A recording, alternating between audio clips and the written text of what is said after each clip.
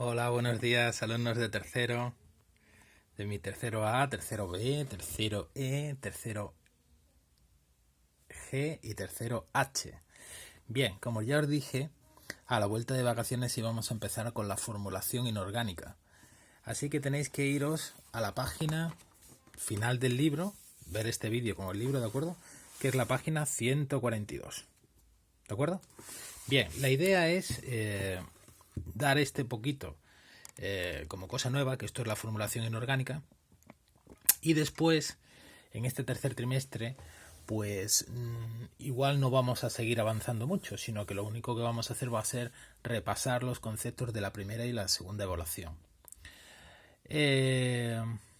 Mandaré ejercicios para quien tenga que recuperar algún trimestre, ya sea el primero o el segundo, y esos ejercicios pues servirán también para quien quiera hacerlo para subir nota. ¿De acuerdo?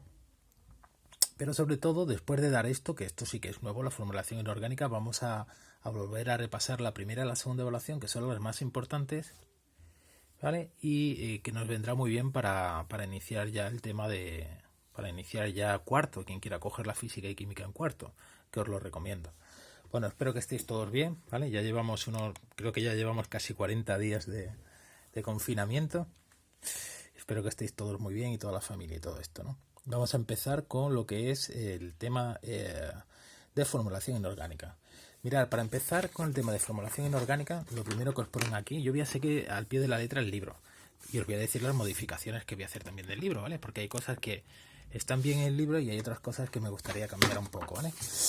Mirad, ponemos hoy, que hoy es día 22, creo que es 22, del 4 del 2020, ¿vale? Entonces ponemos aquí formulación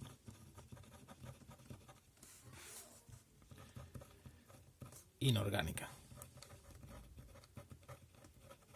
Bien, primero de todo hay que saber el significado de las palabras, ¿vale? Es decir, primero tenemos que ver qué es formular, ¿vale? Y después tenemos que ver esto que es inorgánica. Pues resulta, mirar, esto de inorgánico viene de lo siguiente. Resulta que hay dos tipos principales de compuestos. Es decir, los compuestos se pueden clasificar en dos grandes grupos. Los compuestos o las sustancias, ¿de acuerdo? O sustancias. Sustancias que conocemos, ¿vale? Que algunas, por ejemplo, ahora se está hablando muchísimo de ellas, ¿no? Como por ejemplo la lejía, como por ejemplo el alcohol. Bueno, pues estos compuestos, como por ejemplo el agua, ¿no? Que lo conocéis, estos compuestos se pueden clasificar en dos grandes grupos. Esos grupos son compuestos orgánicos y compuestos inorgánicos. Vale, ¿por qué se clasifica de esta forma y por qué se llama así? Los compuestos orgánicos son los compuestos que provienen de organismos vivos, que provienen o que forman parte de organismos vivos. De aquí, dentro de estos compuestos orgánicos, tenemos todo lo que son los compuestos que se le llaman los compuestos del carbono. ¿Por qué del carbono? Porque todos estos compuestos van a tener el átomo de carbono como átomo más abundante. Estos compuestos orgánicos, ¿vale?, que forman parte de los seres vivos, pues pueden ser, por ejemplo, las proteínas, los aminoácidos, hidratos de carbono, las grasas, y después tenemos una serie de variedad de compuestos. Estos compuestos sabéis que se pueden encontrar en el organismo, que se llaman biomoléculas, biomoléculas o biocompuestos. Pero después también tenemos otra serie de compuestos que provienen casi todos de los derivados del petróleo, que son también compuestos orgánicos y que se llaman hidrocarburos. ¿Vale? Se llaman hidrocarburos porque están hechos de hidrógeno, ¿vale? Ahí lo veis, ¿eh? Están hechos de hidrógeno y de carbono, ¿vale? Esos hidrocarburos pues son muy diferentes en tamaño, hay unos más grandes, otros más pequeños, ¿entendéis? ¿Os acordáis de esto? Esto era una molécula grande, ¿vale? Pero no muy grande. Pues aquí los átomos de carbono serían las esferas negras. Pues hay hidrocarburos, compuestos de estos orgánicos, que están hechos, en vez de 4 átomos de carbono, pues de 40.000 átomos de carbono, como por ejemplo la hemoglobina. Pero también hay otros compuestos que provienen del petróleo, derivados del petróleo, que son hidrocarburos y que se utilizan pues bien todo lo que es como combustible o bien en la industria de la petroleoquímica, y que también forman parte de lo que son los compuestos orgánicos porque en un inicio están hechos o digamos provienen de organismos que han estado vivos, como son los sedimentos vegetales y animales, ¿no? De hace miles de años. Sabéis que de ahí proviene el petróleo y los gases naturales, como el metano, el butano, el propano, ¿vale? El etano, sí, etcétera. Estos compuestos no los vamos a formular. Es decir, nosotros este año no nos vamos a encargar de estos compuestos orgánicos, que son súper interesantes. Todos estos compuestos orgánicos son, por ejemplo, de los que van a provenir pues las futuras vacunas que se puedan realizar y todo eso. Esas vacunas se sintetizan en un laboratorio, ¿vale? Y gran parte de esos compuestos pues son compuestos que son orgánicos. Nosotros vamos a ver o vamos a formular compuestos inorgánicos. Estos compuestos inorgánicos son compuestos, ¿vale?, que no provienen de organismos vivos. ¿Cuáles son? Pues son, por ejemplo, todos los minerales, ¿vale? Todas esas piedrecitas que podéis encontrar, como el cuarzo, como la arena, ¿no? Bueno, aunque la arena es cuarzo. Por ejemplo, derivados o minerales del mercurio, como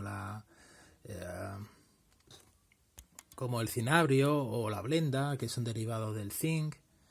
También tenemos aquí pues todo lo que es, por ejemplo, el agua. Tenemos también un montón de compuestos inorgánicos que ahora iremos estudiando. ¿De acuerdo? Pues nosotros vamos a estudiar estos compuestos inorgánicos. Y en concreto vamos a ver lo que es la formulación. ¿Qué es la formulación? Pues la formulación es ponerle nombre a esos compuestos. Al principio había muy poquitos compuestos, o se conocían muy poquitos compuestos. Hace 300, 400 años, pues se conocían los compuestos más básicos, ¿no? Como por ejemplo el agua, el amoníaco, la sosa cáustica. Muchos de estos compuestos pues eran compuestos que provenían de sustancias naturales. Pero llegó un momento en el que la cantidad de compuestos que había o que se descubrían eran tan grandes que dijeron los científicos: a esto hay que ponerle un determinado nombre. No nos podemos inventar un nombre para cada compuesto. Es decir, tenemos que tener un sistema para ponerle el nombre a cada uno de esos compuestos que se vayan descubriendo. Y ese nombre tiene que hacer referencia a la composición de esa sustancia. ¿Cómo conozco yo la composición de una sustancia? Pues la composición de una sustancia se conoce a través de la fórmula, que es lo que tenéis aquí. Una fórmula química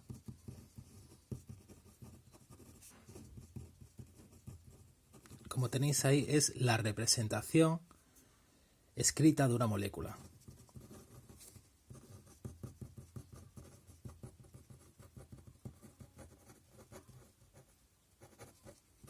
¿Vale? Bien. En esa fórmula química tiene que contener siempre por una parte tiene que contener la naturaleza o los tipos de átomos de los que está hecha esa molécula, y también tiene que contener el número de cada uno de esos átomos. Por ejemplo, la fórmula más sencilla que conocemos todos es la fórmula del agua. Esto es una fórmula, ¿por qué? Pues porque me está indicando que esta sustancia, que es una molécula, porque está hecha de dos o más átomos, pues está hecha de dos átomos diferentes, el hidrógeno y el oxígeno. Además, me está diciendo me está indicando la proporción, la cantidad que hay de cada uno. Me indica que hay dos átomos de hidrógeno por cada átomo de oxígeno. ¿De acuerdo? Esto sería una fórmula, es decir, una representación escrita de una molécula. Antiguamente no se ponía así. Antiguamente las fórmulas tenían como una especie de dibujo, ¿vale? Y los elementos no tenían un símbolo, sino que tenían también un dibujo. Por ejemplo, el hidrógeno se representaba mediante este símbolo, que era un dibujo, ¿lo veis? Pero ya no. Luego, posteriormente, pues cada uno de los elementos se representa mediante su símbolo, que tenéis que conocer. Entonces nosotros sabemos que aquí que el agua tiene dos átomos de hidrógeno por un átomo de oxígeno. ¿De acuerdo? El agua sería el nombre común de esta sustancia, pero, como os he dicho, la formulación y la nomenclatura consiste en, primero, nomenclatura, nombrar es ponerle el nombre a algo, ponerle el nombre a una sustancia, y después la formulación es poner la fórmula. Entonces, o bien yo os voy a dar la fórmula y vosotros me tenéis que poner el nombre, o bien os doy el nombre y vosotros me tenéis que poner la fórmula. Es muy sencillo. Tengo que deciros que todo esto, ¿vale?, de ponerle el nombre a un compuesto químico o a una molécula, todo esto está regido por la IUPAC. La IUPAC es una organización de químicos, ¿vale? Realmente la IUPAC tiene unas siglas que son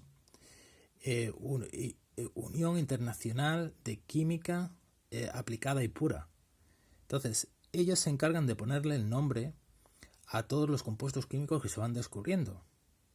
¿De acuerdo?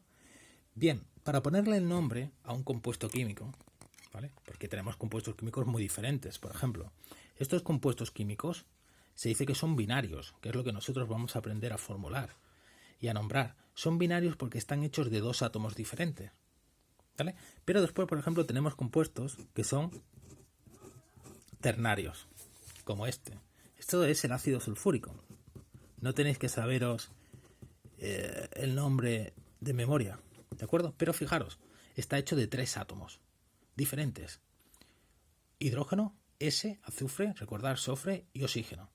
2 de hidrógeno, 1 de, lo que pasa es que no se pone el 1, de azufre y 4 de oxígeno. Entonces, esto es un compuesto ternario. Esto no lo vamos a aprender nosotros a formular este año en tercero, quizás en cuarto.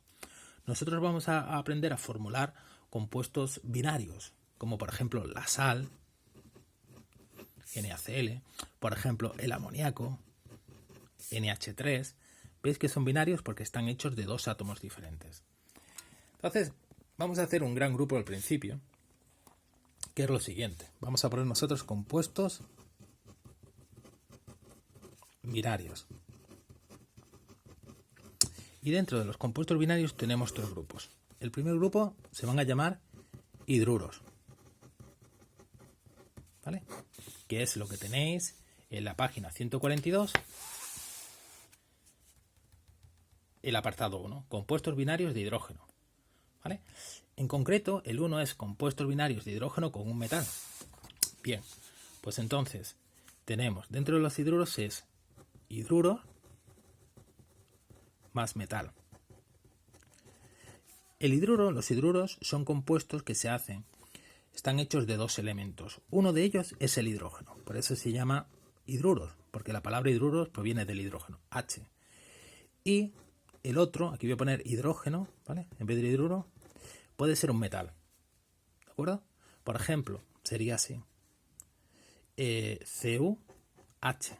Se ha combinado el hidrógeno con el Cu, que es cobre. ¿El cobre es un metal? Sí.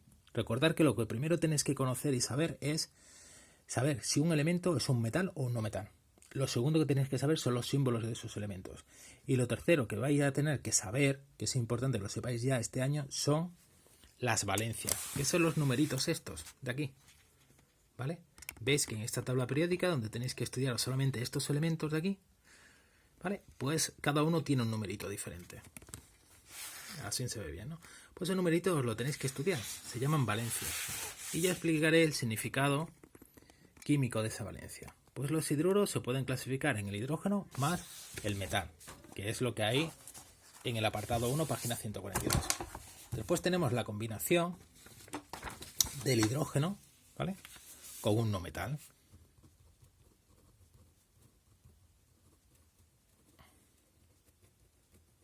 ¿Vale? Y aquí, en la clasificación del hidrógeno con un no metal, que lo tenéis en la página siguiente, estoy dándole vuelta a esto, que es la página página 143, pues tenéis dos grupos. Es decir, la combinación del hidrógeno con un no metal, ¿vale?, que es el punto 2, a su vez tiene otros dos puntos o subpuntos, que es el 2.1 y el 2.2. ¿De acuerdo? El 2.1 es cuando el hidrógeno se combina con un no metal, pero solamente se combina con los del grupo 16 y 17. ¿Cuáles son los del grupo 16 y 17? Pues los del grupo 16 y 17 son estos dos. estos y estos. Es decir, el 17 es flúor, cloro, bromo, yodo, también está el astato, pero no lo vamos a formular, y el 16, que también es súper importante, está el oxígeno, el azufre, el selenio y el telurio. Por ejemplo, mirad, en este tipo de grupos tendríamos el hidrógeno con el oxígeno, tendríamos el agua, tendríamos el hidrógeno con el azufre, ¿de acuerdo? También con el selenio, tendríamos el hidrógeno con el cloro. Y después tenemos, ¿vale?, la combinación del hidrógeno con los demás grupos de los no metales, 13, 14 y 15. ¿De acuerdo? ¿Por qué se hace esa diferencia? Se hace esa diferencia porque estos compuestos de aquí arriba se van a nombrar, van a tener un nombre diferente a los de estos de aquí abajo. Estos son muy peculiares, ¿de acuerdo? Bien. Entonces ponemos aquí hidrógeno más no metal. Y ahora a su vez ponemos el punto, esto era el 2, ¿vale? ¿De acuerdo? Pues el 2.1 era este, que es hidrógeno más los del grupo 16 y 17, y el 2.2 es el hidrógeno más los del grupo 13, 14 y 15. Ya sabéis, las columnas de la tabla periódica. Después tenemos otro segundo grupo. Si los hidruros era la combinación de un elemento con el hidrógeno, los óxidos, ¿óxidos de qué vienen? ¿Qué os suena a óxidos? A oxígeno. Pues los óxidos es la combinación del oxígeno con un no metal o un no metal. Y así vamos a tener la combinación de oxígeno más metal y la combinación de oxígeno más no metal. ¿Vale? Eso lo tenéis aquí.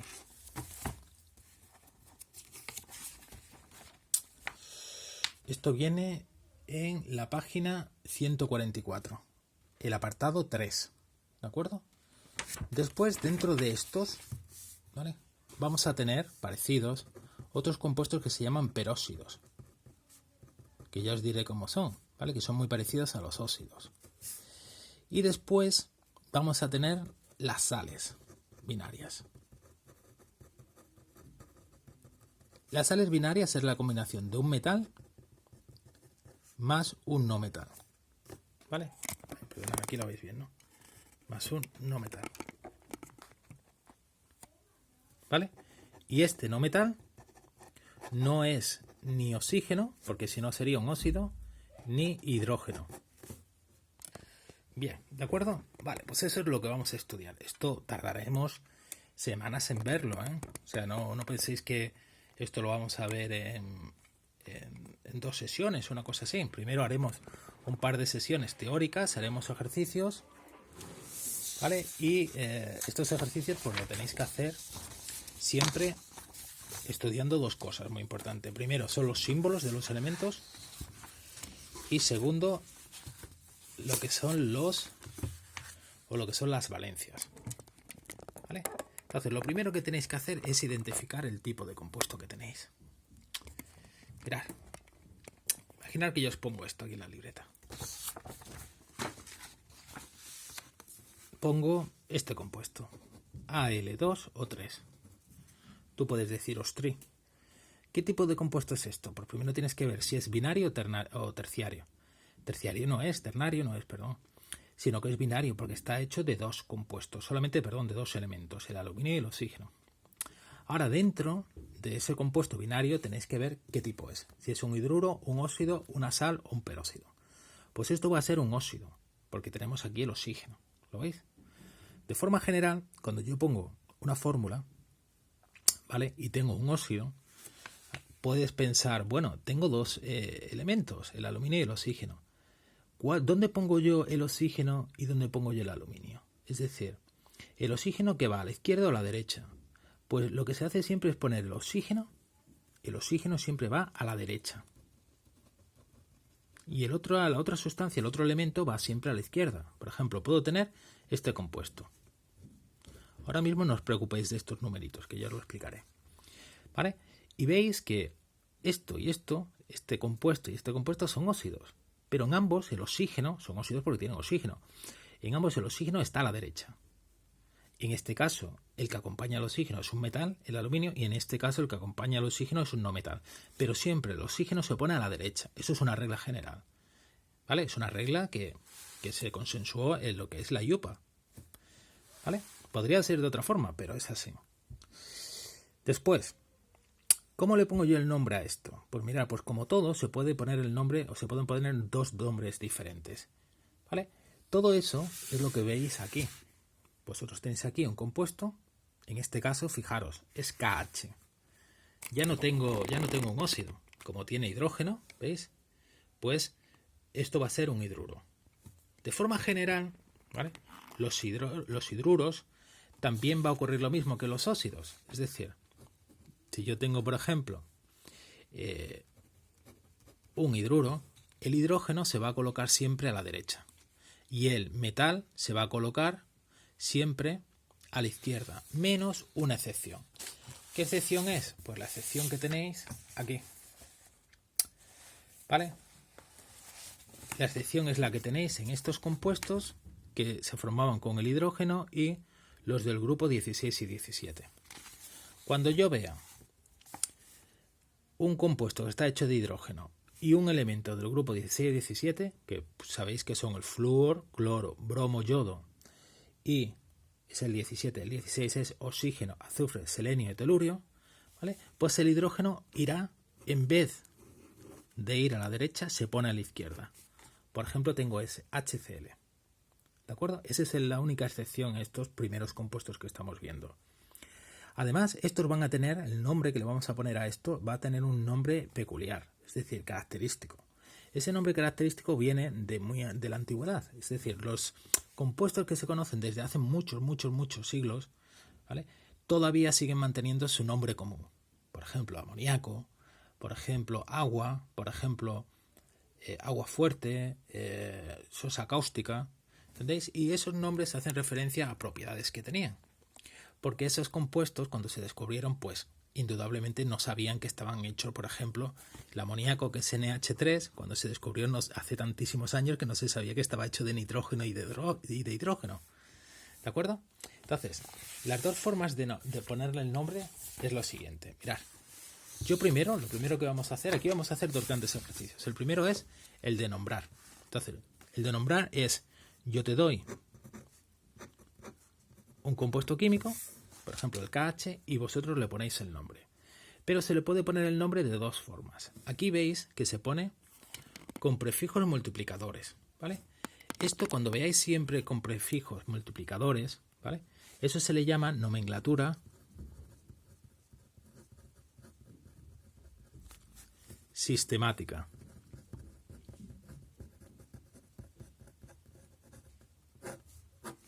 ¿Vale? ¿Vale? ¿En qué